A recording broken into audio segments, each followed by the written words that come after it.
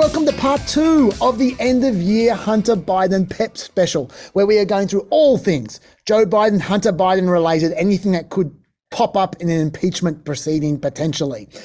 And if you are starting at episode 2, I don't know why you do that. That'd be very strange behavior. But if you are, we are currently in the middle of going through all the ways that Joe Biden may be directly involved in Hunter Biden's businesses, directly involved.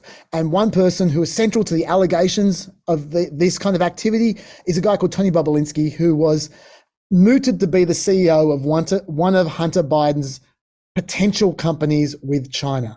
He was going to be involved, but then he wasn't, and then he had all kinds of things to say. We've been through some of the things he had to say. They seem pretty dodgy, as in Tony Bobulinski seems pretty dodgy, but we haven't gotten to the main allegation yet, which is the big email you've all seen where it said 10% for the big guy, talking about potentially Joe Biden being involved in their business in an email. So that's proof, isn't it? Well, let's go and find out. You will undoubtedly heard the claim from Bobulinski that he saw a text, or they had a text. He provided a text from it wasn't a text, an email from May 13, 2017, from British businessman James Gillier. I'm going to put it up for you so you can look at it. At the moment, there is a provisional agreement that the equity will be distributed as follows: 20H, Hunter, 20RW, Rob Walker, 20JG, James Gillier, 20TB, Tony Bobulinski, 10 Jim Biden, 10 held by H for the big guy? Question mark. Seems pretty clear that the big guy is Joe Biden in that message. Also seems clear, it's not a sure thing. The email's called Expectations. Gillier described it as a provisional agreement, and there's a question mark next to the big guy line, and only that line. In itself, a company with Joe Biden is not a problem when he isn't in office. But if it's a payoff for work that happened in 2016, then you've got a problem again. But Rob Walker denies it. His testimony was, I think maybe James was wishful thinking that, or maybe he was projecting that if this was a good relationship and if this was something that was going to happen, and if the VP was never going to run, just projecting that, maybe at some point he would be a piece of it. But he was just, it looks terrible, but it's not. It looks terrible, but it's not. Question, right, it was more of a unicorns and rainbow type email? Walker, yeah, and fuck Tony for taking little pieces of emails or taking pieces of conversation that he recorded of me that, I don't know what's in it for Tony, but that email looks bad and it's probably hard to explain for James. Do I remember it? No. Does it look real? Yeah. And I certainly never was thinking at any time that the VP was a part of anything we were doing.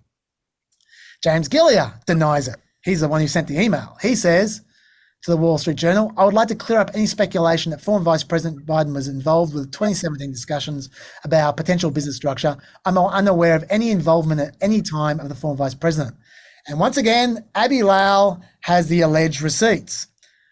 Quote, on or around May 6th to 10th, 2017, Mr. Biden and his associates, including Mr. Bobulinski, traveled to New York City to meet with CEFC while CEFC Chairman Ye and Director Zhang were in the United States to advance the formalization of the joint venture principally agreed to in Miami in February 2017.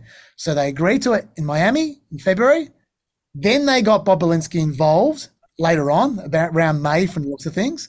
And then they went to meet with Ye. But Ye ghosted them, and he attended a party with other investors instead. Quote, in March 2017, CEFC and Chairman Ye agreed to a deal with Mr. Cohen's firm, Cohen Group, Inc., and agreed to provide $175 million in new debt financing to Cohen Group as part of that same deal. CEFC's deal with Cohen Group was done instead of doing business with Messrs. Biden, Walker, Gillier, and Bobulinski. By the way, one of the guys in that Cohen Group that Ye preferred was James Woolsey, who's a senior advisor to the 2016 Trump campaign. This is 2017, right? $175 million, which is what they got, is a lot more than the $10 million that was proposed by Hunter's team. That's what real political influence looks like. Real political influence peddling involves getting your senior advisor $175 million when you're president. Not $10 million after you're president. All right, the SA, just note that. And then, quote from Abby Lau again, Mr. Gillier acknowledges this growing concern about competition for CFC in a May 11th message to Mr. Bobulinski. Quote from the message: "Man, you're right. Let's get the company set up, then tell Hunter and family the high stakes and get Joe involved." Importantly, this notion of, quote, getting Joe involved was referenced as an idea by Mr. Gillier to Mr. Bobulinski in private and never sent to Mr. Biden as potential leverage to counter the competition for CEFC's US investment. It was because of that message that a couple of days later, Gillier wrote the expectations email with Joe as a question mark. Quote from Lau: "This question posed by Mr. Gillier about the big guy reflects his or Mr. Bobulinski's, not Mr. Biden's notion raised in their conversation 2 days prior, wherein Mr. Gillier floated the idea of trying to get Joe involved." Once again, these are all alleged texts. We haven't seen them. But one more Bobulinski text before I ask for a verdict here. May 20th, 2017. I'll show you this one as well. James Gillier to Tony Bobulinski: "Don't mention Joe being involved. It's only when you're face to face. I know you know that, but they're paranoid." We have no idea what he's referring to there. Might involve Joe, like Joe being involved in the meeting. It might involve Bobulinski throwing Joe's name around when he's not there, trying to strike a deal. Could involve anything. We don't know, but that text exists. So I just want you to see that as well. Also, I want you to realize that Biden was not in the actual contract. They drew up a contract on May 17th, and there was no Joe Biden.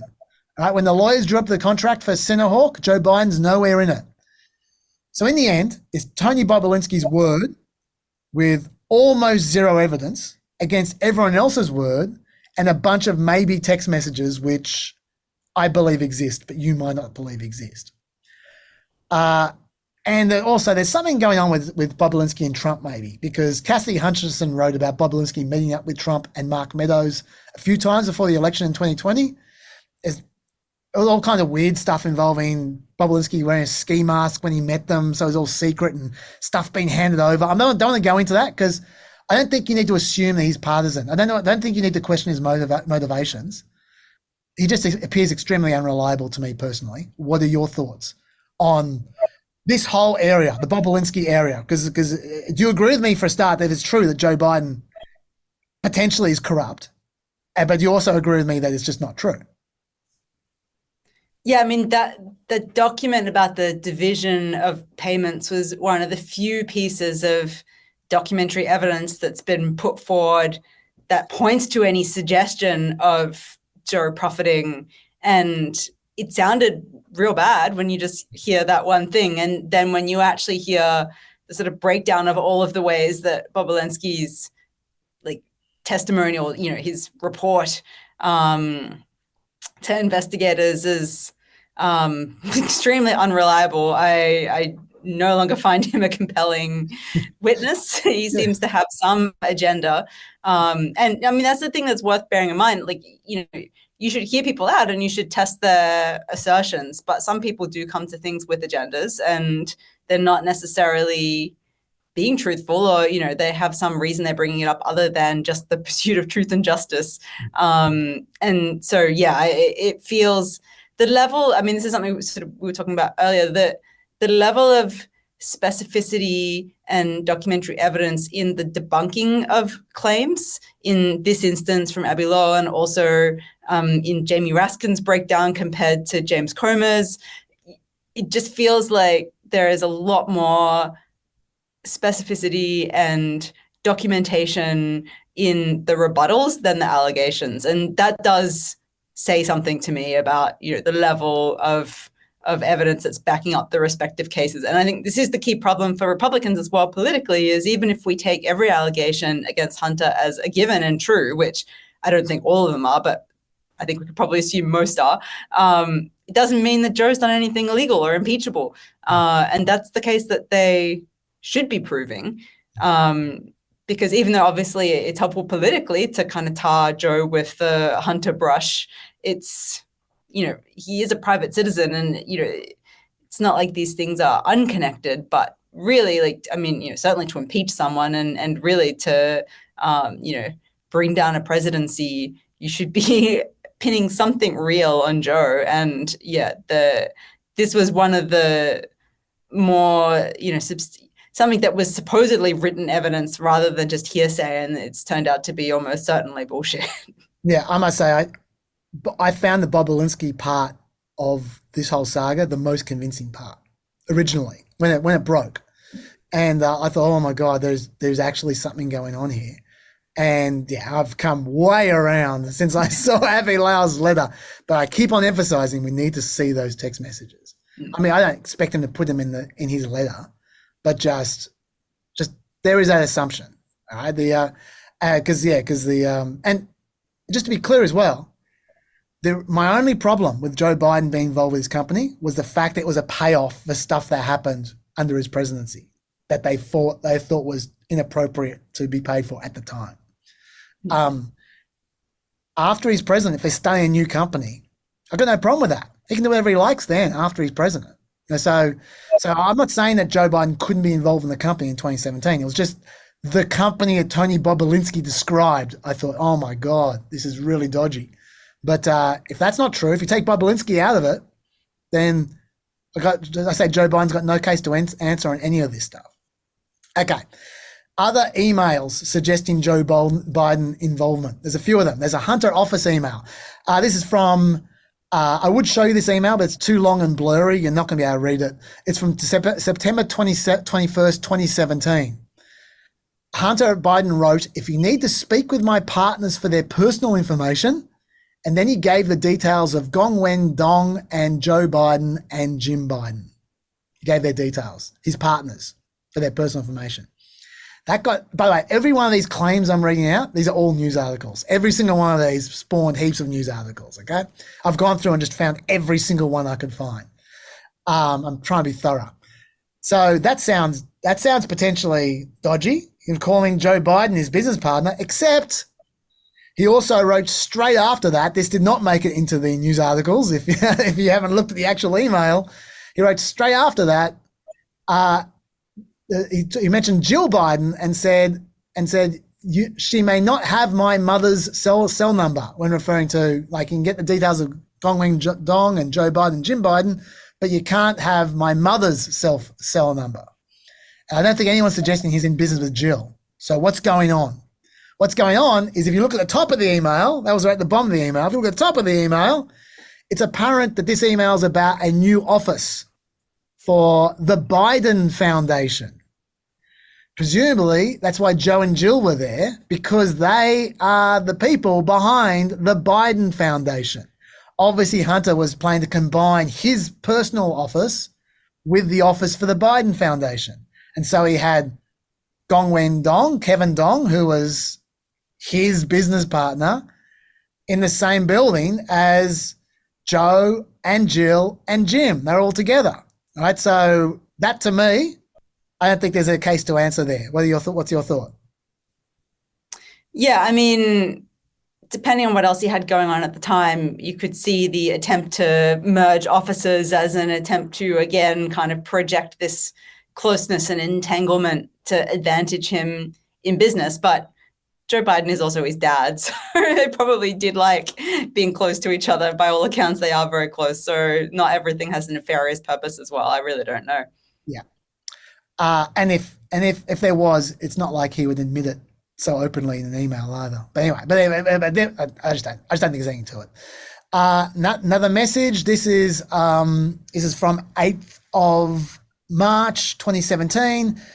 Director Zhang sends a message saying he wants to convey his, quote, best regards to you, Jim, and VP.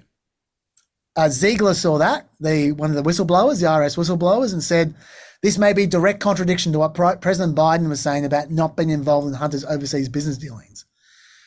My take is, yeah, it certainly implies that Joe knew something about Hunter's business dealings, is aware of them. Otherwise, why would Zhang be saying to send his best regards? But I don't think it says anything else other than that.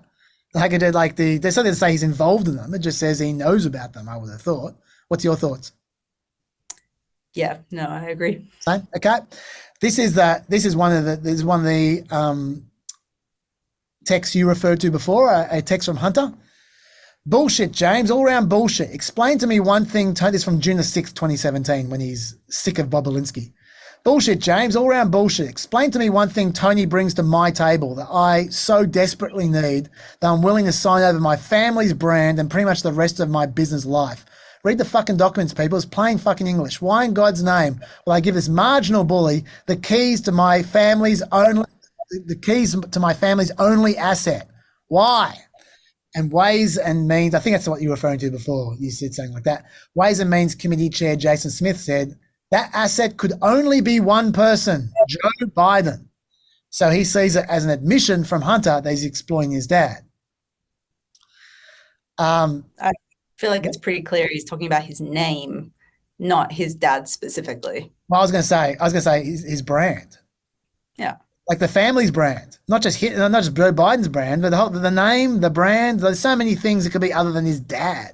I find it strange that he makes that assumption. And yeah, and I would say this is potentially a bit of a dogleg into some Ukraine stuff, but there's no question to me that Hunter's leveraged his name for jobs and business opportunities. Like that's abundantly obvious, well documented. It's just incredibly clear.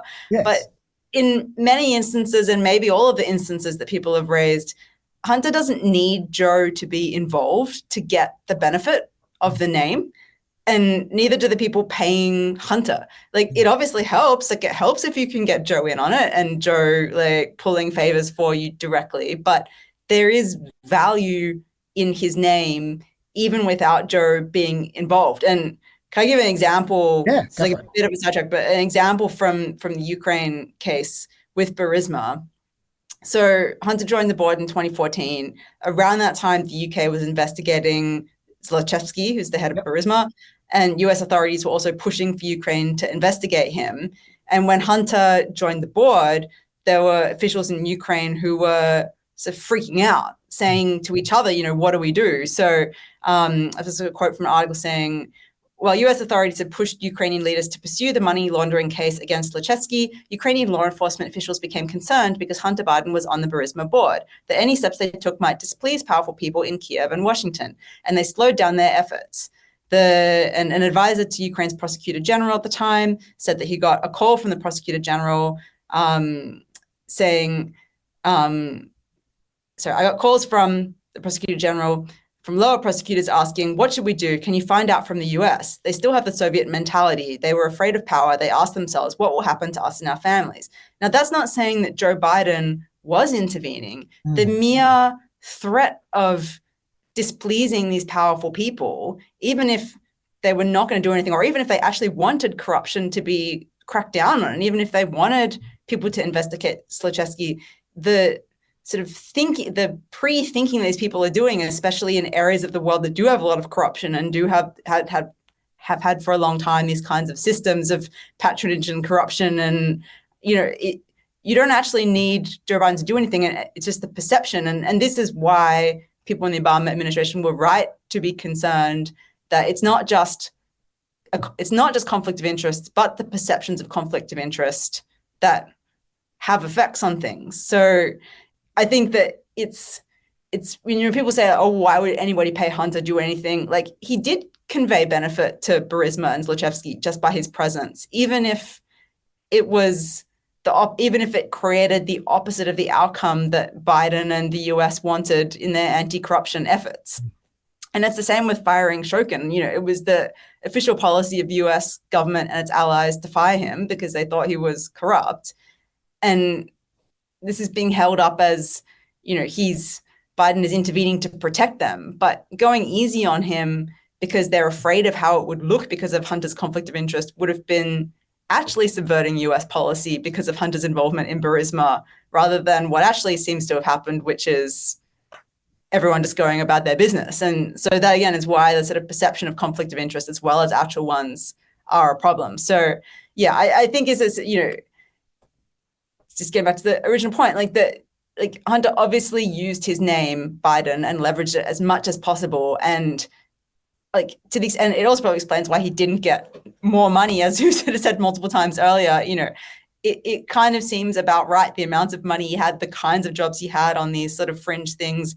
seems about right for someone who is just trying to encourage people to think of him as associated and having leverage, when in reality he almost certainly had none. Yeah, that's real. I hadn't heard that quote from when you're talking about the Prosecutor General's office and Brisbane. That's really interesting. That's a great point. I agree. And yeah, that goes back to, once again, why I said it doesn't matter what he does. Doesn't matter if he does nothing. He should not have been on that board. That's really, really bad in my book. And Melina, I'll tell you what else is really, really bad in my book. It's finishing a podcast when we're not even halfway through. That is really bad in my book. And so since we hit the deadline for our previous record at that point in time, we decided to take a white flash and come back in 2 days' time when I had cleanly shaven and I had changed my shirt and you had changed your location entirely. So if you're watching the video, don't be confused. This is 2 days later, which means if we repeat something that we said in our general banter, that might occur. I apologize in advance. For those who were expecting this podcast to be out yesterday or the day before, I remind you to follow the podcast on Twitter, which is at, I really should know this, PEPCHASDRDAVE. Okay, Pep Chaz Dr. Dave. I'm pretty sure is the Twitter handle. You can look it up if not. Follow us. I tell you all the time when things are delayed. Okay, so if you're surprised by this, follow us on Twitter. You won't be surprised next time. I unfortunately can't call you individually, even though we probably have few enough viewers and listeners. I probably could if I had your numbers, but I don't. So anyway, so please follow us on Twitter so you're not surprised again. Let's continue on.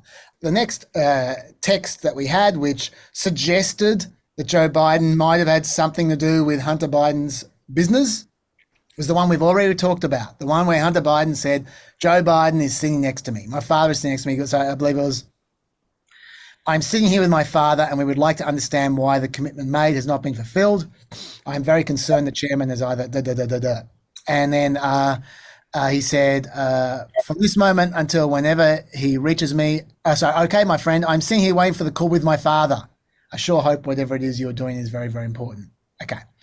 So that, leaving aside what we said about this before, let's talk about this in the context of Joe Biden now. Whether Joe Biden is implicated by this. This was in 2017 when Hunter was very addicted, we need to note.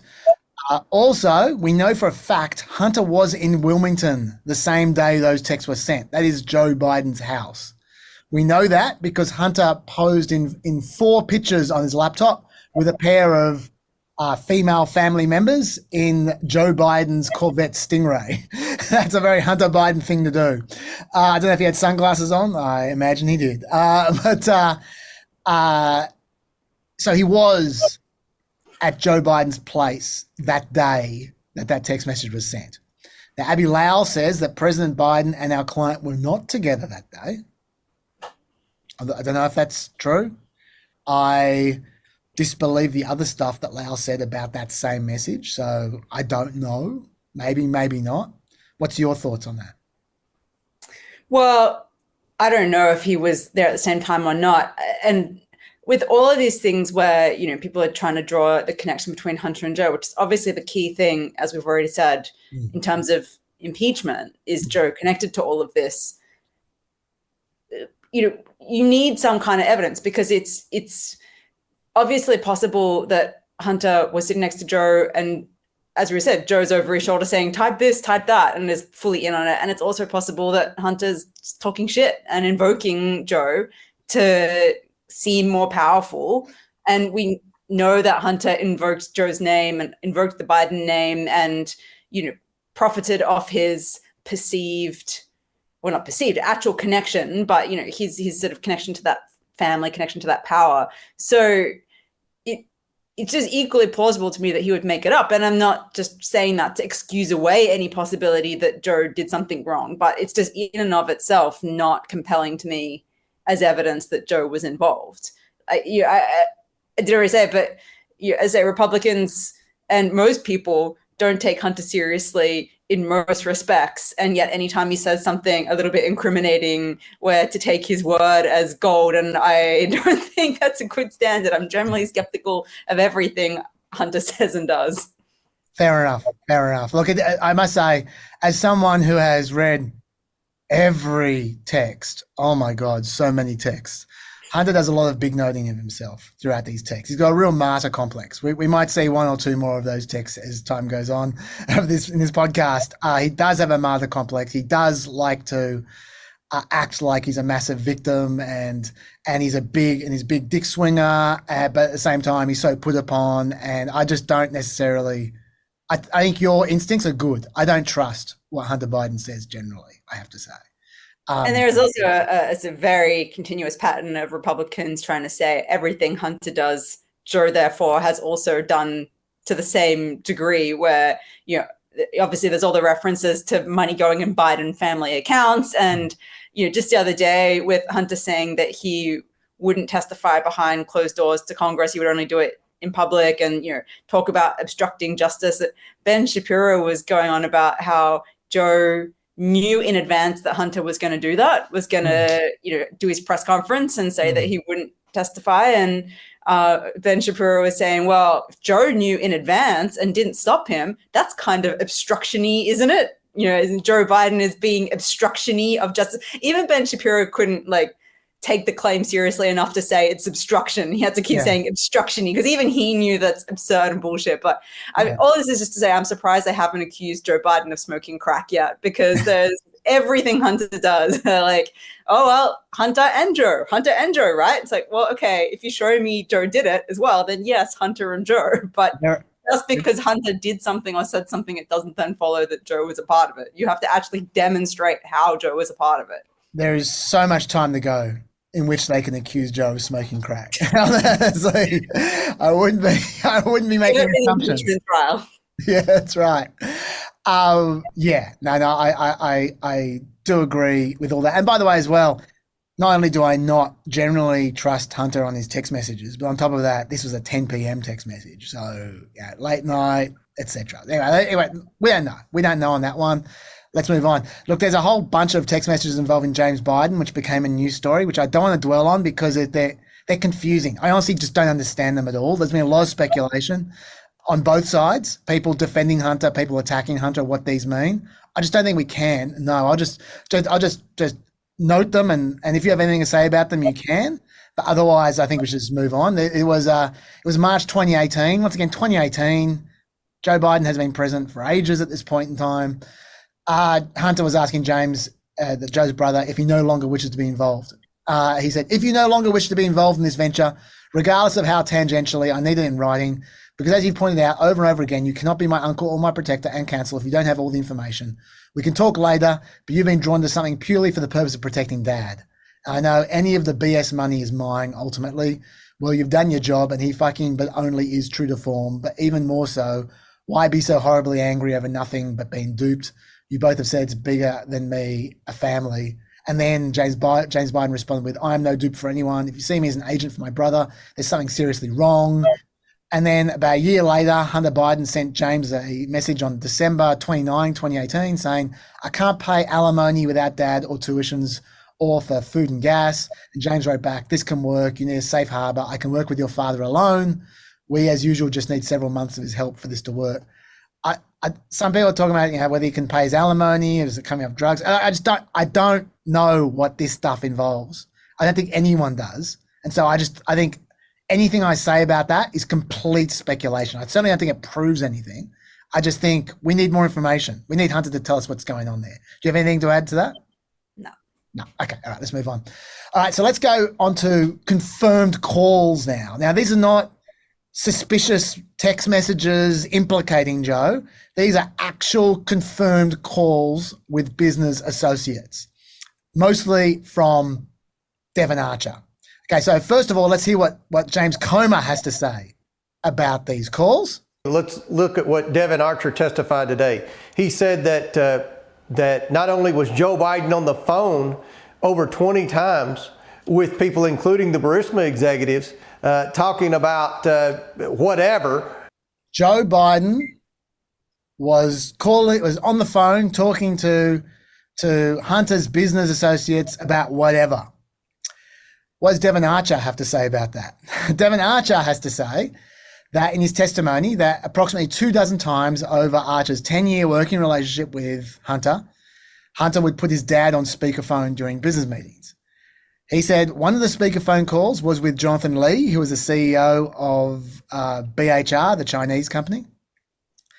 And he said one of those speakerphone calls was between 2013 and 2016.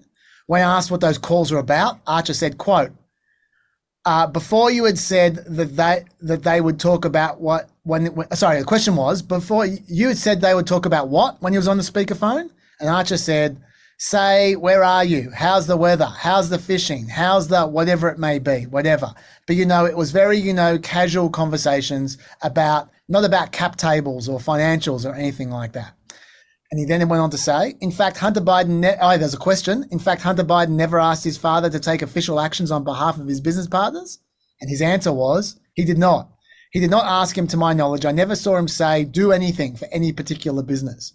Question. And you're not aware of Joe Biden ever doing anything to help his son's business partners?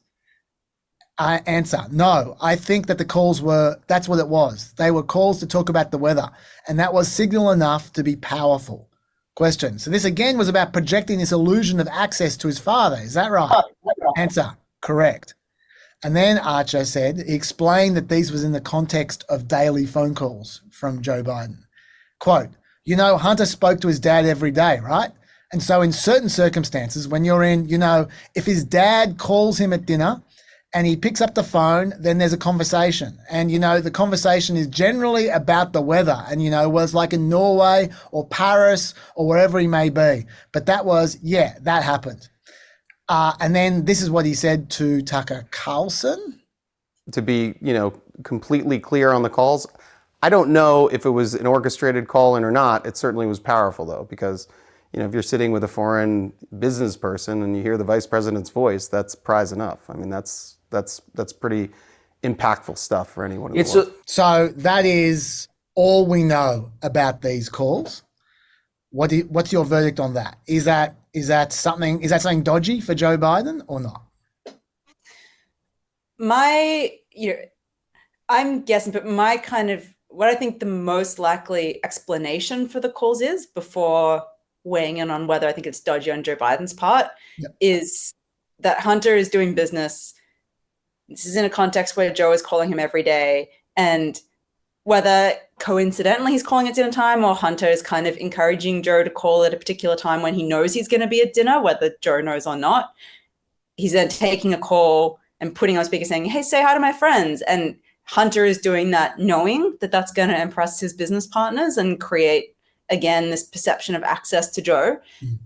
I can see it being totally innocent on Joe's part, in that I can see how that happens, like, without any intent to be a part of the business or interfere or help or anything like that. I'm not saying for sure that's what happened, but it's plausible and believable to me that it happened that way. In terms of whether I think it's bad on the part of Joe, I think that gets back to an earlier point about Joe being kind of indulgent and not setting clear boundaries. I think that as the responsible government official, as vice president, even before as senator, now as president, it was incumbent on him to make it clear where the lines were. And I don't think it's great to be getting called into business meetings. I don't think it's impeachable, even if he knew he was doing it, even if he knew Hunter was kind of throwing his name around. If he's not personally profiting and he's not personally getting involved in the business deals, I don't think it's impeachable, but I do think it's not good practice. And I do think that Joe has created a lot of problems for himself by not setting clear boundaries. And a clear boundary should have been, you do your work. If you want to be a lobbyist, if you want to work for foreign companies, I can't stop you, but I don't want to be a part of it at all. That's a clear boundary you can set. It's like, don't introduce me to your business partners. Don't call me into your business meetings.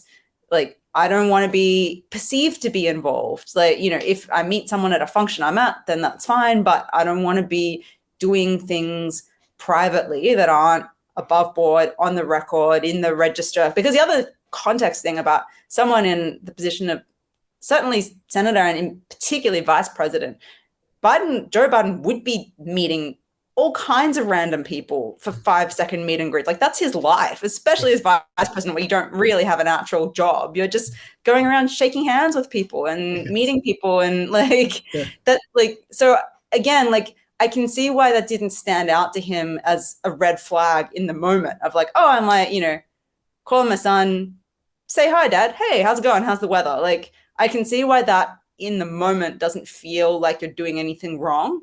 But it comes back to not having set a clear boundary from the outset of where you draw the line of involvement. And it would have been a lot better for him, certainly, if he had just said, don't make me a part of any of your business stuff at all, especially if he's going to be in spaces that overlap with government stuff. Yeah, so look, I think that's where he went wrong. Yeah. Look, I essentially agree with you. I think that there's no way that Joe Biden was initiating this practice. I mean, like, especially with what Archer was saying about him calling his son every day, whether Hunter arranged for him to call him or arranged meetings around when he knew he would call him, or whether it was just a complete coincidence, I don't know. But what I do know is that Hunter was obviously trying to exploit his dad's call for exactly the reasons Devon Archer said. Devon Archer wasn't pussyfooting around. He was saying, Devon Archer was not saying this is not influence peddling. He was saying Joe Biden wasn't involved in the business. But he did say Joe Biden even talking about the weather has an effect. Yeah. And there's no way Hunter Biden was not intentionally trying to create that effect, because we see it over and over and over again. Like, this he doesn't have to put him on speakerphone. Exactly. He does not have to put him on speakerphone. So I think it's clear that Hunter Biden was trying to create an effect. I'm not blaming Joe Biden for that, but I also think that Joe Biden, sure, maybe the first time this happens, Joe Biden would be taken by surprise and go for it, and go through with it. But by the second, by the third, by the 20th time, I think Joe Biden knows what's going on. Even if he doesn't know on any particular day whether Hunter Biden will be in a meeting, as soon as Hunter Biden says, can I put you on speakerphone, his dad knows what's happening at this point in time, and he allowed it to happen. Like you say, he wasn't setting boundaries. Now, let's take the most benign view that he had literally no idea what was happening in that meeting when he called. Then well, that is Hunter's with friends or something rather than it being a business meeting. Sure. Then that's even worse, because you have no idea whether he's doing something dodgy. If Joe Biden has complete knowledge of the meeting and knows that it's harmless, then that's not so bad. But I mean, sure, you go, well, he had to trust his son. Yeah, okay. But like I said, on the 20th time, at this point in time, he's got to be and he knows the kind of people that his son is messing with. He's got to know there's at least a chance that when he calls up, his son might be exploiting him in a way that is a mistake. And the reason why you know it might be a mistake is because his son has already shown terrible judgment to be on that board in the first place. So he knows that his son has questionable judgment at times, whether he loves him or not. And obviously he loves him. But yeah, I would have thought the responsible thing to do as vice president is at some point in time to go, I'm not going to be doing this anymore. And when you put me on speakerphone, I am going to say, I'll talk to you later. And he doesn't even say that. He can just do it. When Hunter says, can I put you on speakerphone? Joe can go, sorry, I didn't realize you were in a meeting. Talk to you later. Hang up. Like, it's so easy for him to do that. But he didn't do that. And well, at least he didn't do it for the first 20 times at least. Maybe he did it after then. But I personally call it potentially dodgy from Joe Biden, not intentionally potentially dodgy, but just negligently potentially dodgy from Joe Biden. I'm putting that in the potentially dodgy. That's the first thing that I've put as potentially dodgy for Joe Biden so far. I'm doing that. I don't know if you will, but I am. I'm saying that's something worth investigating, the context of when these calls turned up and whether Joe Biden negligently might have aided in something that he really shouldn't have. Do you have any thoughts on that? Yeah, well, it gets back to that attitude he had of don't ask, don't tell, and that famous quote when Hunter joined the board of Burisma where he said, I hope you know what you're doing, and Hunter said, I do, and that was all they ever said about it. And it's like, well, the fact that you're saying something like that suggests you know that this is a problem, and you don't want to tell him no, and you're putting all of your trust in his judgment, which you shouldn't, because you know that he's a drug addict among other things. And like, I think that I understand there is a balance where you want to let, your family live their lives. You don't want your job to unfairly impede. You don't want to go the other way where people are like actually prevented from earning a living or prevented from, having a normal life because of your job. But there's a big gap between, like, there are lots of opportunities Hunter could have pursued that were much less questionable than being on the board of Burisma. And Joe just, kind of leaving it entirely up to him without at least trying. You can at least, because other presidents have done this where they've tried to stop their relatives from profiteering in dodgy ways. Like Jimmy Carter with his brother tried to say, don't. And he was like, didn't listen to him. Okay, fine. If they're not going to listen to you, they're adults. You can't stop them, but you can at least keep your hands clean. Yes. And I think, again, it's this instinct to indulge Hunter and not want to sort of set any boundaries around him. That's, you're putting your reputation in his hands. That's a mistake. Yeah. Okay, let's move on to now confirmed meetings with business associates. We're now getting to heavier and heavier stuff. So there's now Joe Biden confirmed meetings with business associates of Hunter. The first one, very simple one, we've already mentioned it. Biden traveled to China with his son and met with Jonathan Lee, the CEO of Chinese company Bohai Harvest, or BHR. Hunter later, as in days later, joined the BHR board. This is what we've already referred to. He went to Beijing on an official trip. He brought his son and one of his grandchildren along, as well as several reporters, and they noted it was common for Biden to bring family members along. Hunter had business meetings while Joe Biden had official business, but once Hunter arranged for them to shake hands. That was it. Were you worried about that? Yeah, I mean, I don't think it's good. But also, like I say, it's in this context where Joe would be shaking hands with 10 million people. So, again, like, I think that he should have been clear about not mixing business with those kinds of things. But I don't put blame on Joe Biden for that. Yeah, shaking hands at a meeting, because he'd be shaking a million hands a day and not thinking twice about it. Like, you couldn't operate in that job if you were second guessing every person you were taking a 5-second photo and handshake with. I agree. And he's there with Hunter. Hunter says, hey, meet my friend Jonathan. Hey, shake his hand. Yeah, that's not a big deal for me. I think we move on. Next one, Mexicans. According to the House Committee, February 2014, Joe Biden hosted Hunter Biden and two business contacts, Mexican billionaire Miguel Alleman and his father, at the White House. 3 months later, Hunter Biden emailed Devon Archer saying, we need to get to Mexico City and cement the deal with Miguel. To that end, you need to reach out to him and get him an ongoing report on RR investment. October 15, that's October 2015, that is, so that's the next year. Hunter organized a video call between Joe Biden and his Mexican business partners. In November 2015, Joe Biden hosted at the vice president's residence Hunter and his business associate, Miguel Jr. and Miguel Sr. and Mexican billionaire Carlos Slim. In February 2016, Joe Biden used Air Force Two to shuttle Hunter Biden and his business associate to Mexico City. No deal was ever done, despite Hunter's best efforts. What's our verdict on that? I hadn't heard that one before. I'm trying to get my head around it as you're saying. That's all right. So there are two meetings. So there's a meeting in 2014. There's a video call in 2015, and there is another meeting in 2015, and then there's another flight to Mexico. So that's what we got. I don't know. I feel like with any of these ones, if I haven't seen it, I need to actually spend 10 minutes learning about it, because there's always claims and counterclaims. So why don't you tell me what you think of this one? Okay. What I think of this one is that Hunter Biden was clearly trying to get a business deal going. Nothing happened. Didn't work. If it happened, if there'd been a business deal, I reckon we would have heard a lot more about Mexico than we had. Because to me, what Joe Biden did in this is more than he did for Romania and for Russia, and we heard about them. But the fact that nothing happened in the end meant that no one really cared. No money changed hands. Nothing. There was no business deal in the end. So people just let it go.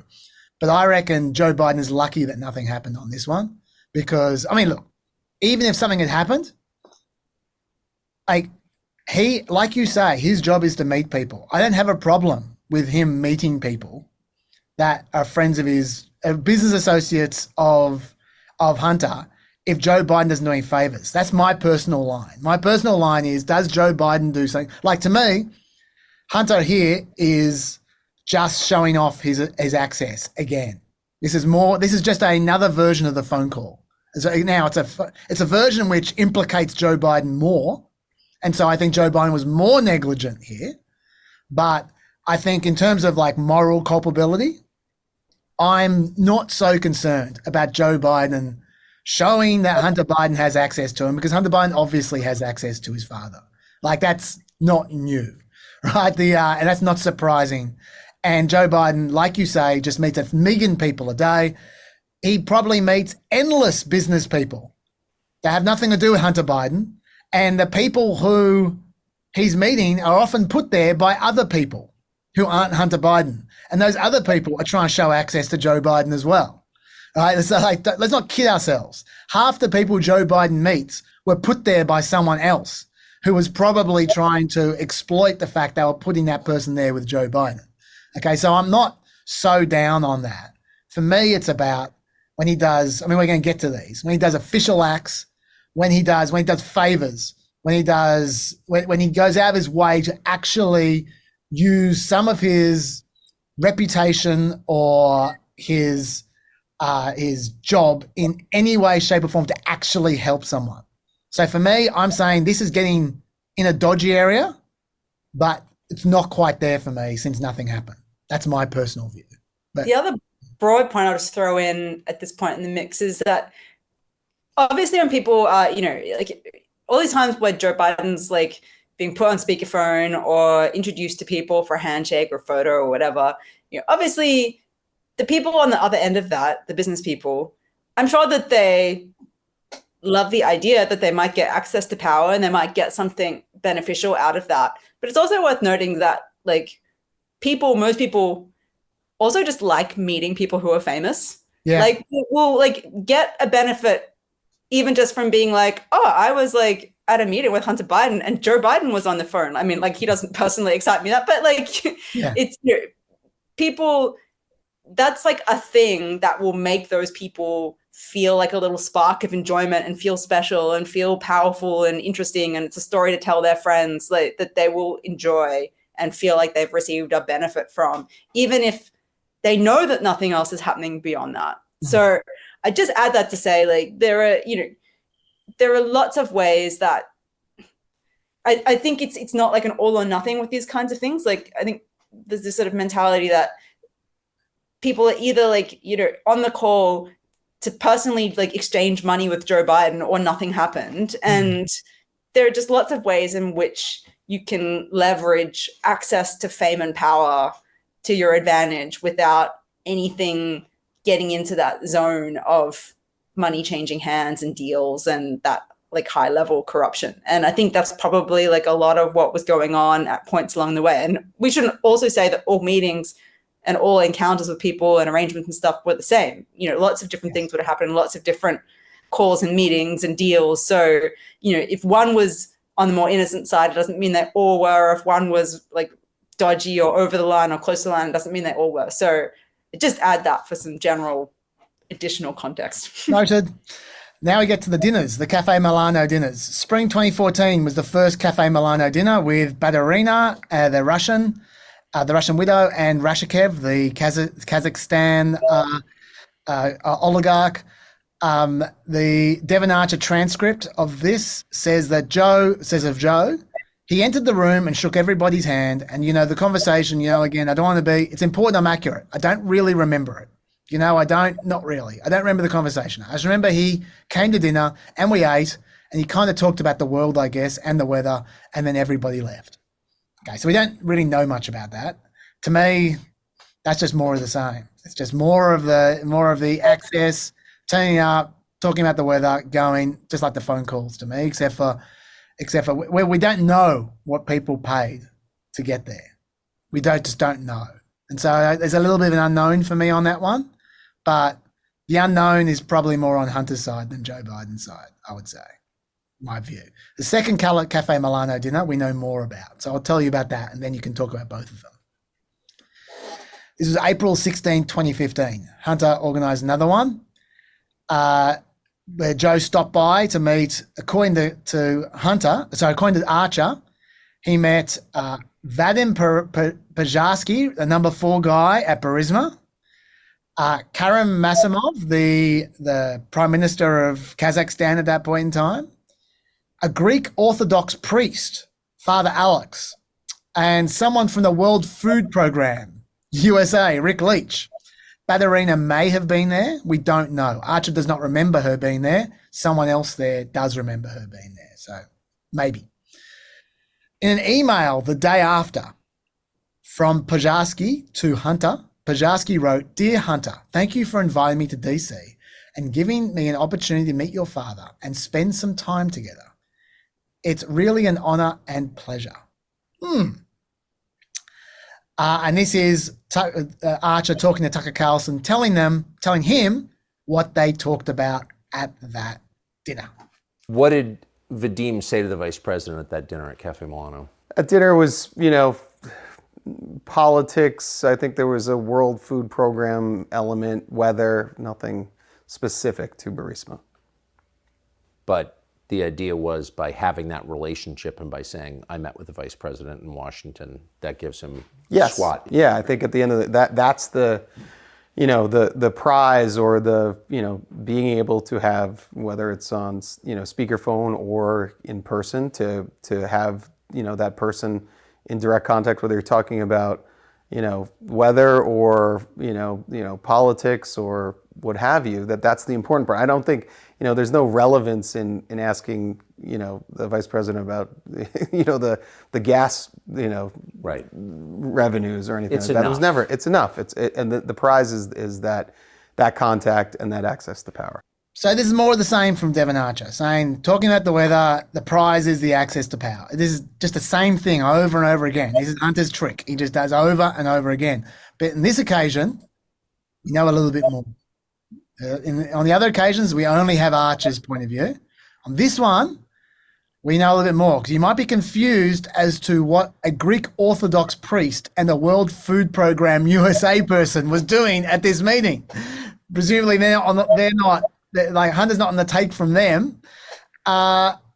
Republicans have shown very little curiosity in those two characters, I'll tell you that. It turns out that Hunter Biden was the chairman of the World Food Program USA at that point in time. That's a fundraising arm of the UN.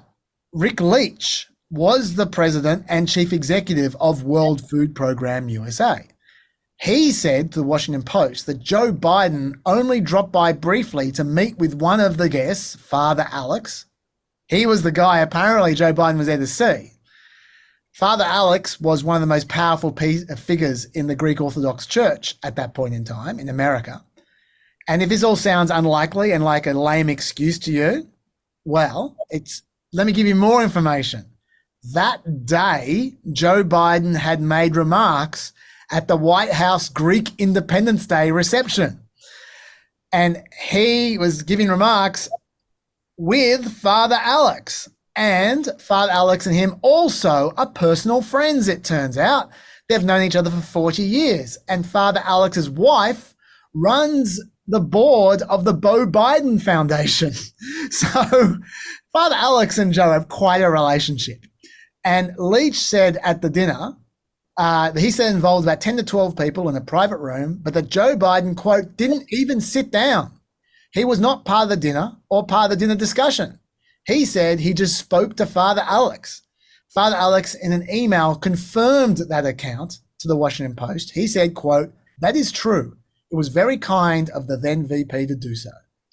So Leach and Alex's account differ from Archer, because Archer said in testimony that Joe definitely ate dinner. Definitely. He was vague on some things. He said Joe absolutely, definitely sat down and ate dinner. So you can make up your own mind on that. I'm just telling you the differing accounts. I won't tell you my suspicion. I want to know what your thoughts are about these dinners. So what are your thoughts? Well, I mean, there seem to be more people confirming the account that he didn't stop for dinner on that occasion and was just there to talk to the priest. I mean, it's at least 2 against 1, although one was, well, did Devon just say that's Tucker Carlson, or did he say that? No, he said that under sworn testimony. Yeah, okay. So, I mean, that's obviously gives that a certain weight. I mean, it seems like this Cafe Milano was the centerpiece of quite a few key meetings. So it's possible that he could be confusing different occasions. Like maybe there was an occasion where they had dinner with Joe Biden there, but it was a different one, and they like met with different cross sections of people at different times. Could be that the case that the priest and the food bank person were, or food program person were both confused. I mean, in a lot of instances, like you can see why memories would fade about dinners from like years ago if they weren't notable at the time. They wouldn't be seared in your memory, because why would you remember all the details? You're not expecting it to become, the subject of federal investigations, 5 years later, or like almost 10 years later in some instances. So, I mean, I don't know, like someone could be lying. People's memories could have just legitimately faded and gotten confused, and they're not acting in bad faith, but they're not remembering properly. I mean, it has to be one of those things, because the statements are at odds. Yeah. In that respect, if you're I mean, it's a good point you make about at the time you don't know this is going to be an important dinner to remember, but that's a reason I think to trust Leach more than Archer, because for Archer this was business as usual. This is just one of a million schmoozy dinners. Whereas for Leach, this was the time that he was at dinner with, or he's at a meeting with the vice president. So this would have actually been much more important to Leach, I think, and much more notable at the time than it was to Devon Archer. So that for that reason, I'd be more likely to believe Leach from that point of view. But to be honest, I actually don't think it matters. I think it matters whether he had dinner or not. Like if he had dinner and did small talk with Father Alex for most of the time, and maybe just said hi and shook Pajarski's hand, and that's it. Like, I don't think it matters. I think once again, this is the same thing again. This is the same Hunter play again. And like, and I should say, by the way, importantly, the White House denied this dinner ever happened. Until very recently, they continue to deny that the dinner ever occurred. And that is dodgy. That is a pattern of dodgy behavior from the White House in terms of denials, when I just think, like they knew what was happening. They knew that they were being set up here for a bad faith investigation from the Republicans. They knew that, but they still should have been honest. And lying about it just makes them look terrible. And so I think that's a sin against PR myself. But they might think, let's make them pull teeth. Let's make them have to fight for every little bit of information they get. Because if we just gave them up everything at the beginning, they'd be pushing so much harder now. That's what maybe that's their logic. I don't know, but from a good government perspective, I'd prefer if they didn't lie. Yeah, sorry. Yeah, it's Well, I wonder also whether and like in this instance specifically, and the kind of seeming media mismanagement in general, whether this comes back to the fact that there's a culture, and has been in multiple Joe Biden offices over many years, that people are afraid to talk about this with him, and that he doesn't want to talk to people about it. And so it might actually be hard for people to pin down information about whether Joe did or didn't have dinner, years ago, because he doesn't want to talk to people about it, and people don't want to broach it with him. And that's a problem. That's not a good thing. Yeah. And it's not to their benefit, I think, if their strategy is being hampered by, and it's the same mentality that got them in trouble in the first place, like just this not wanting to deal with it.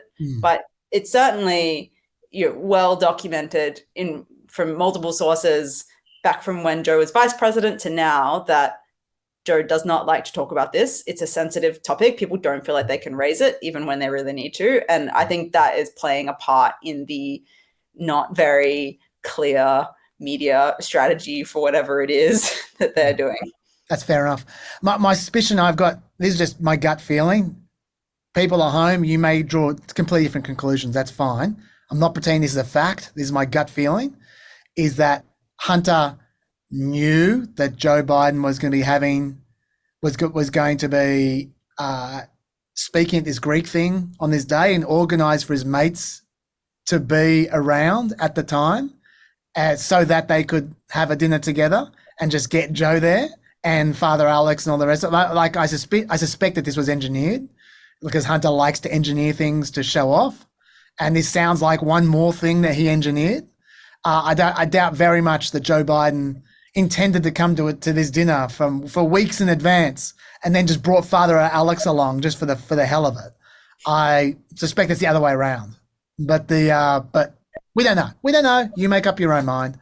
Me personally, I'm not holding this against Joe Biden. This is just more of Hunter Biden's shady tactics, which are legal and sadly normal, but dodgy. That's in my view. This next one is another example of something which, if it had come off, I think would have been a real problem. I think we're getting into full-on corruption territory here, but it didn't come off. Let me tell you about it. On an unknown date in 2015, Devon Archer said that he met with the Bidens, Hunter and Joe, for a breakfast meeting at the US Naval Observatory, that's Vice President's building, with Mark Holtzman, who is the chairman of Kazakhstan's largest bank. Archer says it was about who was going to be the next UN Secretary General. Mark Holtzman was lobbying for Karim Massimov, but it was obviously that didn't happen. Okay, remember, Massimov was Archer's mate and also importantly tied to the oligarch Rakashev. This had Hunter getting paid written all over it for official activity from Joe Biden to try to recommend someone for the Secretary General position. Now, it wouldn't have been an official recommendation, it would have been an unofficial recommendation. Joe Biden is not the appointer of the UN Secretary General, but he would undoubtedly have actual influence now on this question.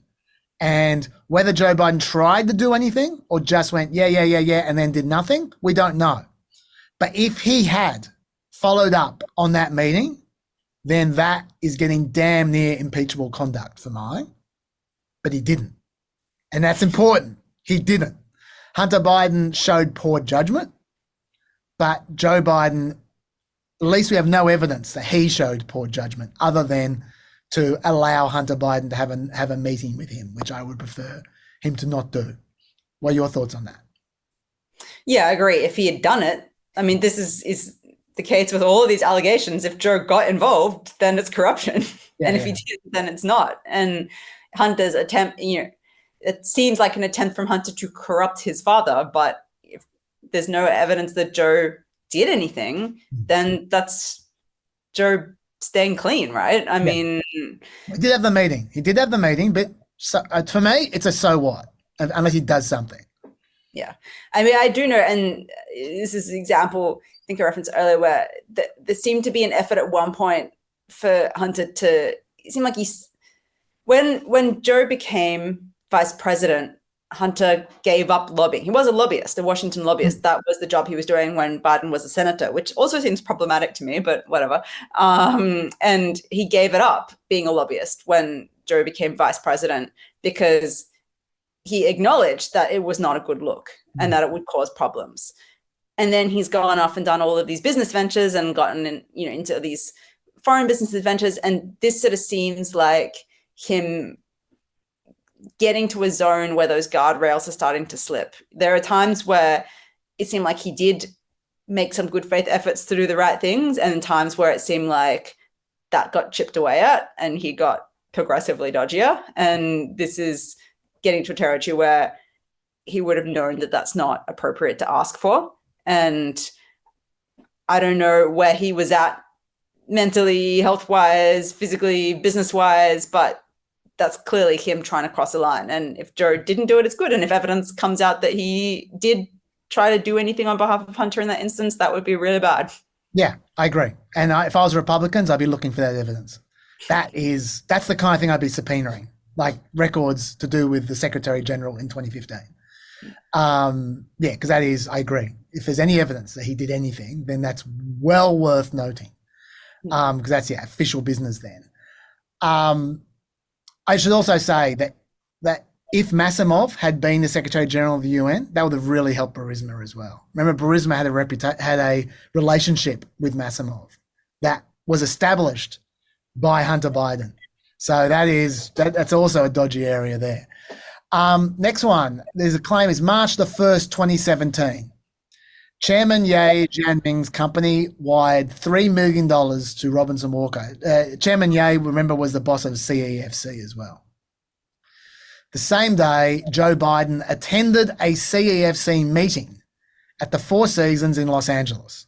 The same day, Chairman Ye wired $3 million to Robinson Walker. That's Rob Walker's company that Hunter Biden takes money out of. Okay, so this is when Joe Biden is no longer president. This is potentially the thank you wire that we heard about before, that Bobulinski might have been talking about, or that they just got for whatever reason. Now, what Rob Walker has to say about this? He's testified on this one. Question: did the vice president ever show up at any CEFC meeting or anything like that?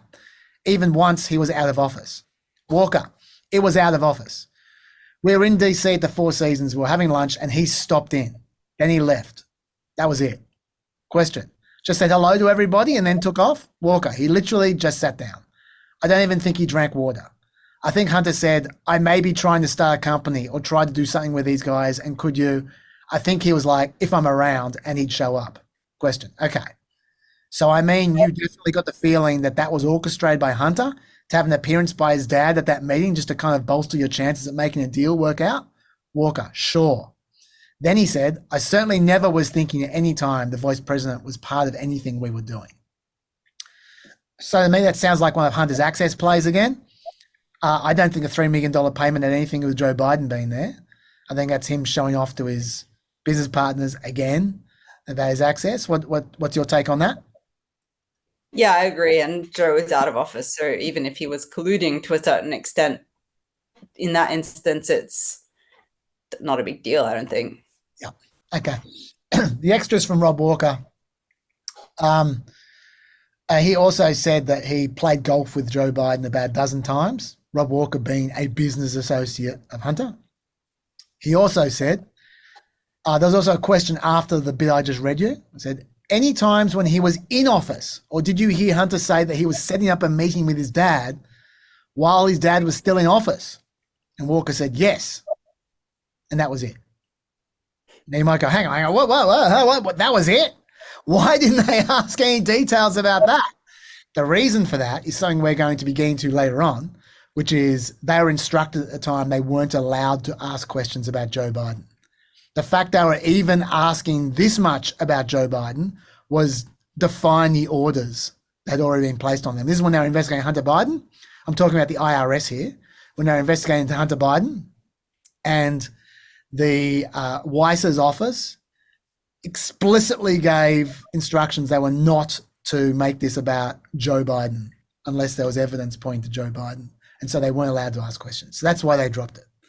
Now, you might think that's a bit sus that they were given that instruction. We will get to that. Well, maybe we won't get to that because maybe you'll be gone. And then maybe I'll be getting that to myself. But that's coming. But the fact is, Walker did say that on at least one occasion, Joe Biden met someone when he was in office that had to do with Rob Walker, at the very least. He didn't seem bothered by it. When they asked him to nominate an occasion, he came up with the Four Seasons. So that would infer to me that the occasion when he was in office was even less significant. But I don't know that. We don't know. We just know there's at least one occasion. I'm not going to ask you your opinion on that because we know nothing. There's nothing to know. So we'll just leave it at that. I'd sure like to know more about that. That is something Republicans should be subpoenaing right there. That's something you should be looking into. Okay, the next one is the time Tony Bobulinski is confirmed to have met Joe Biden. This is May the 3rd, 2017. According to Abby Lau, Bobulinski met Hunter Biden on May the 1st. And they were then, at that point in time, they were getting into business with him. At that, James Gilliar had introduced Bobulinski, said he should be the CEO of this venture we're involved in, and they were involved in business at that point in time. Now, Biden supposedly attended a meeting. Well, Biden definitely attended a meeting with Bobulinski, which I'll tell you about in a second. He supposedly, allegedly attended the meeting for CEFC in Washington, according to Govt, that guy from before who we don't necessarily trust. Just a reminder, Govt was the co-head of an energy think tank, and he generally accused Joe Biden, as well as his family, of accepting millions of dollars of bribes from China. He has no evidence. It's just his testimony. FBI agents interviewed him in 2019 over his claims. They decided to not pursue the investigation after speaking with him, presumably because they found him unreliable. But who knows? Maybe it's all a cover-up. I don't know.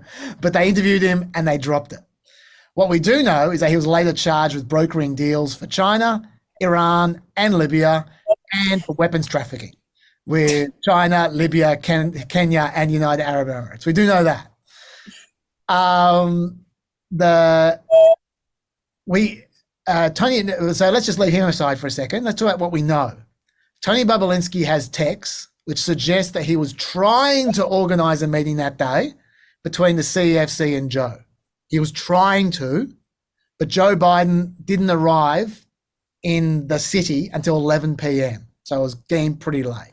He was going to be speaking at a conference at that hotel the next day. He arrived at 11 p.m.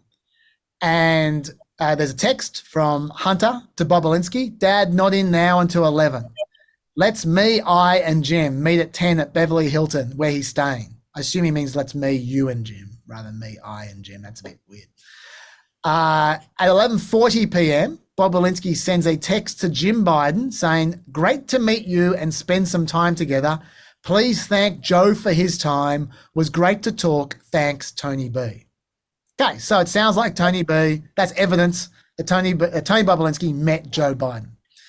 This is Bobulinski in an interview on the Biden meeting. Quote, Hunter brings Joe over and introduces me, saying he's the one who is helping us with the business we're doing with the Chinese. He said Joe Biden didn't look surprised or curious about Hunter's introduction. And after a get-to-know-you conversation, Bobulinski remembers Joe saying, my son and my brother trust you emphatically, so I trust you. Good luck and work hard. Bobulinski later said at the press conference, quote, I've heard Joe Biden say he's never discussed business with Hunter. That is false. I have first-hand knowledge about this because I directly dealt with the Biden family, including Joe Biden. And then he says the next morning he was brought backstage after Joe Biden's speech. And he said that he greeted Joe Biden again and they walked the two of them to his car. He remembers Biden saying, keep an eye on my son and brother and look out for my family. Do you have any thoughts about that? Bear in mind, sorry, but I should remind you, this is May 2017. He's not president. He's not vice president. Okay.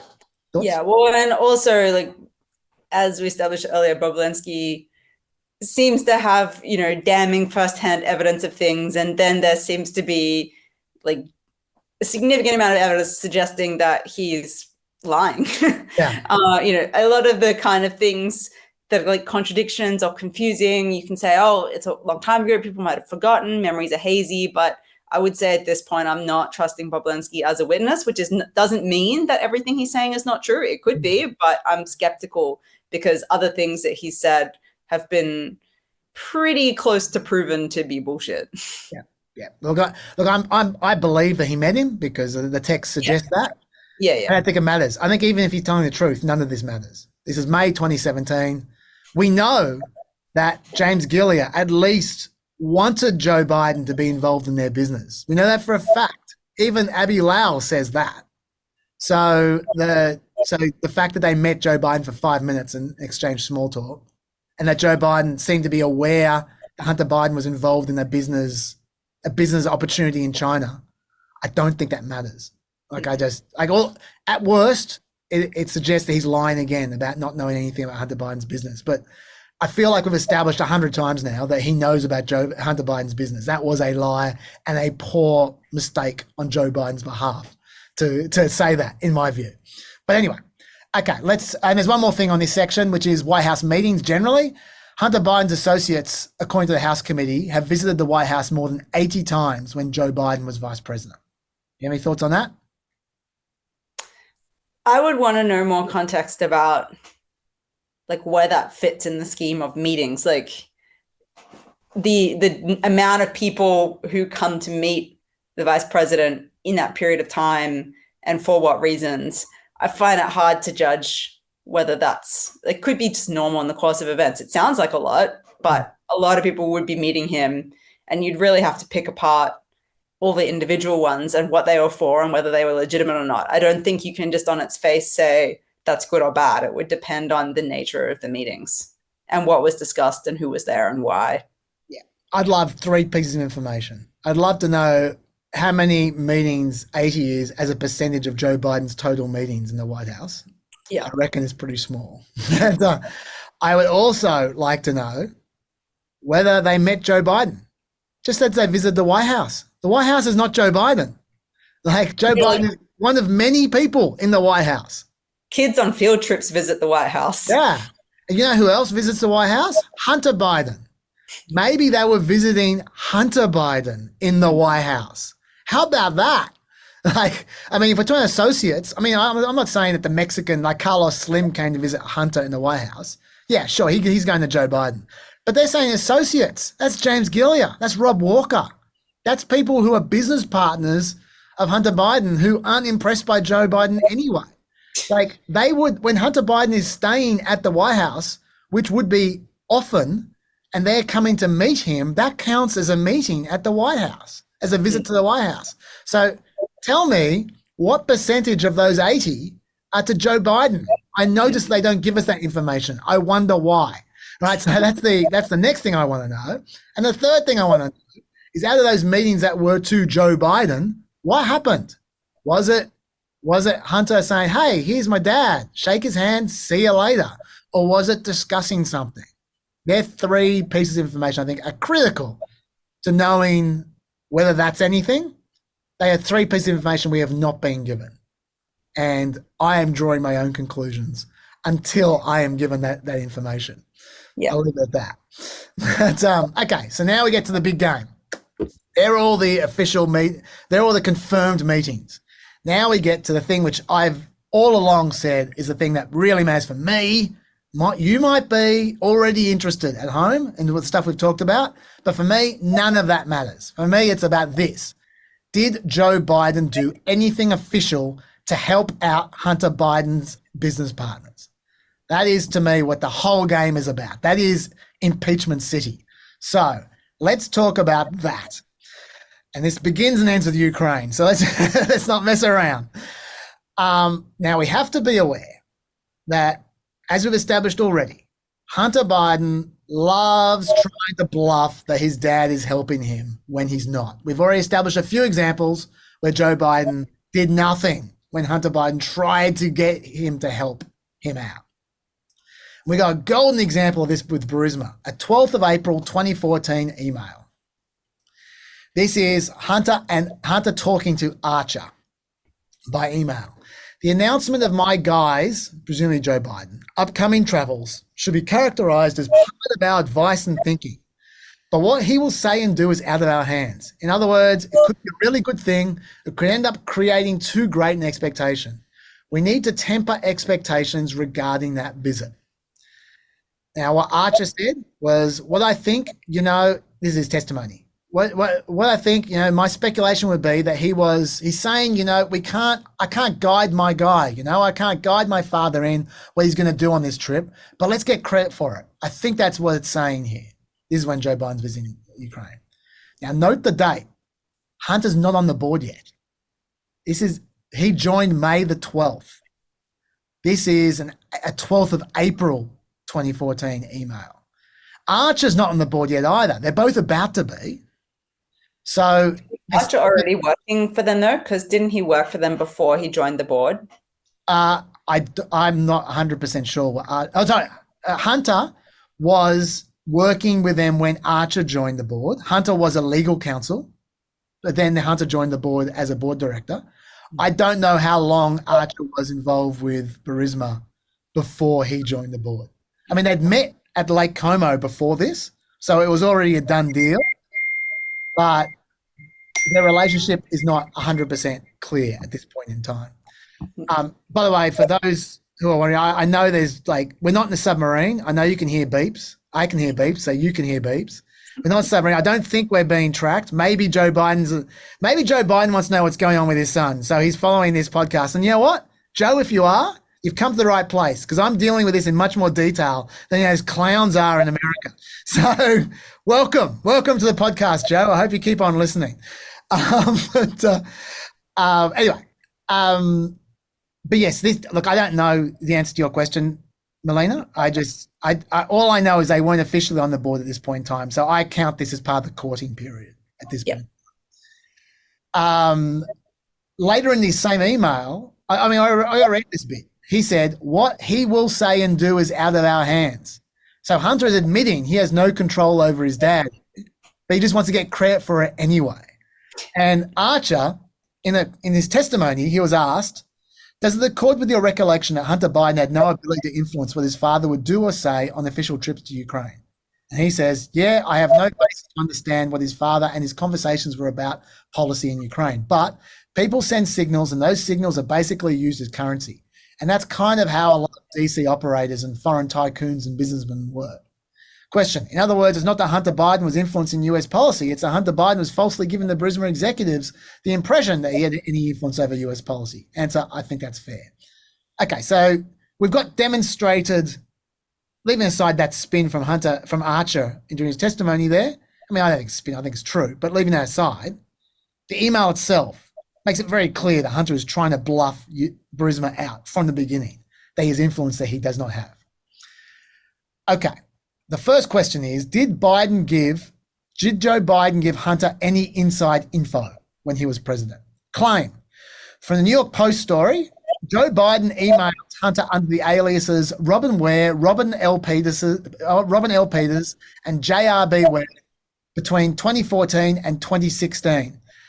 The National Archives and Records Administration confirmed that it has over 5,400 emails, electronic records, and documents containing pseudonyms from President Biden, generally as vice president, and during those, and using those, at least some of them went to Hunter Biden and went to his company at some point. Some of them, we don't know the exact number, but in particular, there's one that they focused in on. A Joe Biden aide, John Flynn, sent Joe's daily schedule to the private email address Robert L. Peters at least 10 times between May 18th and June 15th, 2016, copying Hunter on a May 26th message with a note about an 8:45 a.m. prep for a 9 a.m. phone call with President Poroshenko of Ukraine. Okay, so was he trying to give Hunter inside info about a conversation he was going to have with with Poroshenko? It turns out these aliases in themselves are not unusual.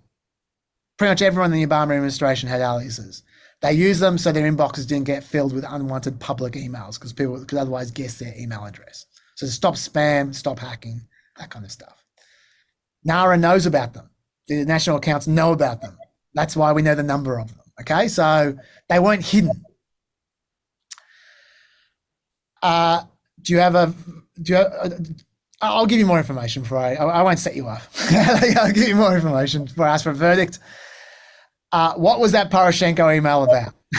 That's pretty important information.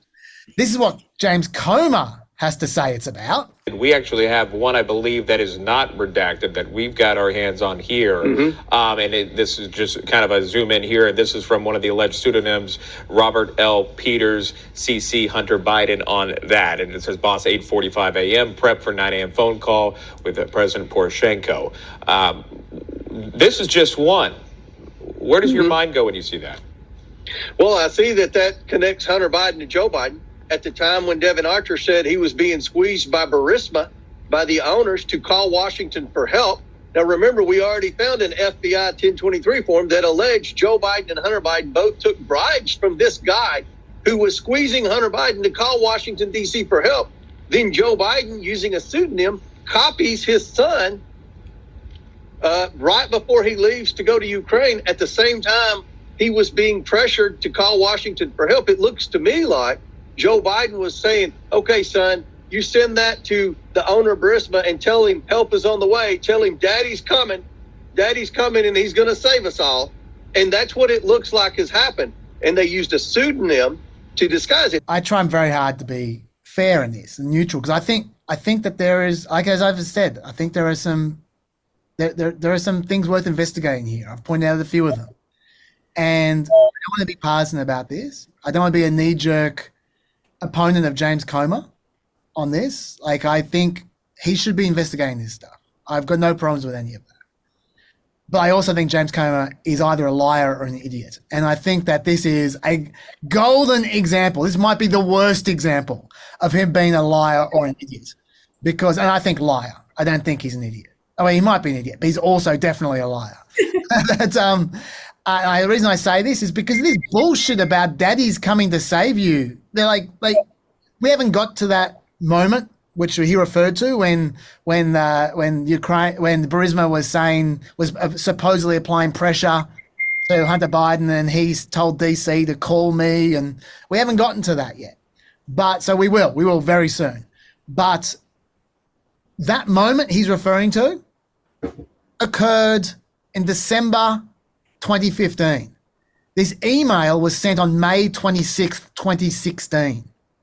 Shokin resigned in February 2016. So the events that he's saying Joe Biden is sending a secret message about, saying, don't worry, I'm coming to help you, occurred 6 months ago, and they finished 3 months ago. And he knows that. He can see the date of the email, okay? So he is being a liar. And his suggestion that this is some coded message has no evidence whatsoever. It's just complete speculation. But also, he knows it's wrong because of the dates. So this is where I'm accusing him flat out of bad faith. I think you would have to be naive or gullible to not think that he's intentionally lying when he says that. So that's number one.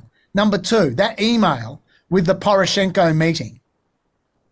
It's true. The schedule for that day, it was a schedule. It was a schedule which has at 8:45 a.m. this call with Poroshenko. That schedule also includes Joe Biden finishing the day at his lake house on the beginning of a weekend, which was the first anniversary of the death of Beau Biden, where the family was gathering in Delaware at his house. So it was relevant to Hunter Biden when he was going to be home, because Hunter Biden was going to be meeting him there as part of the family event. So there's nothing suspicious about this at all. And the fact he had a call with Poroshenko in May 2016 is of very little use to Burisma anyway, unless you know what it's about, which this email did not say. So it's so easy to explain this email. And even if you couldn't, even if you said, let's investigate further, it's definitely not what James Comer said. That's my take. What's your take? Yeah, it's interesting with Comer. It's an example. And I looked through his timeline on the House's website, where it's made to look like this very forensic telling of everything that happened. And it looks kind of objective because it's not written as a narrative, it's written as a timeline. So it's this happened, this date this happened, and this date this happened. And a lot of it is really kind of simple, this money went to this account, without kind of even explaining why that's relevant or important. But if you're looking at it, there's just all these examples where, and I have one I'll read out, where it's just deliberately false. So this is another example related to Ukraine where we know they know better, where it says Vadim Pajarsky suggests high-level U.S. officials come to Ukraine and talk with Prosecutor General Viktor Shokin and President Petro Poroshenko about Mykola Zlochevsky's investigations. Prosecutor General Shokin was investigating Burisma and Burisma's owner, Zlochevsky, for fraud. Prosecutor General Shokin is the Ukrainian government official vice president demanded Poroshenko fire. So there's this deliberately muddled timeline that suggests that Shokin was fired for investigating Burisma, which we know is false. We know that he was not investigating Burisma when he was fired. And if anything, it was bad for Burisma for him to be fired. And if anything, the US was mad at Shokin for not investigating Burisma. But they just sandwich these things together in a like seemingly objective forensic timeline that have nothing to do with each other. And there's just all these sleights of hands that Kramer does where he kind of muddles information from different points of time. So if you just hear him with no other context, you're like, oh, that sounds bad. But then if you're actually interrogating, is it what they're saying true? It's often just demonstrably not true. Like, oh, there are lots of things in the allegations against Joe Biden where you're like, as you flagged many of them, where it's like, oh, that could be something. It could be nothing. We don't know. Knock yourself out investigating it. But there are other things where it's like, okay, well, we know that that's not right. So if you reckon there's serious dirt, like do better. Like actually find some rather than just like bringing up things that we know are not a thing.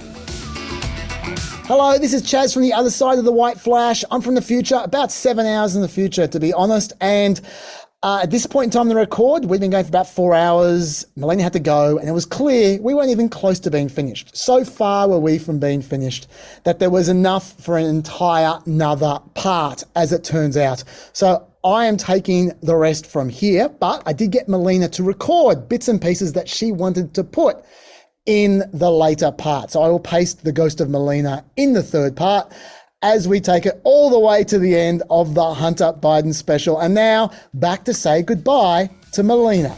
Stay peppy. Anyway, thank you so much, Melina, for your time throughout Christmas. We can make it all make sense. I am going to do some snipping, and we will be.